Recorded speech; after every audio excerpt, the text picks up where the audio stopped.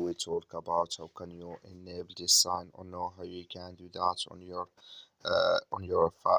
BodyFast app. So you just follow these ways, then it's going to work with you. So all you have to do, you just click here on me down here, and you just click here on me. It's going to take you to this list.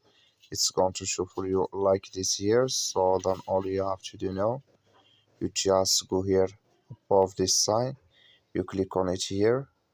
So then it's going to show for you a list like this. Then all you have to do now, you just click here on statistics settings, just click on it. Then it's going to take you to next here. You go down, just keep going down here. You come here to your arm, click in this sign here. Like you see, this color show for us, that's mean it's enabled with us now. That's all you have to do. That's all. I wish you I get it. Thank you for watching.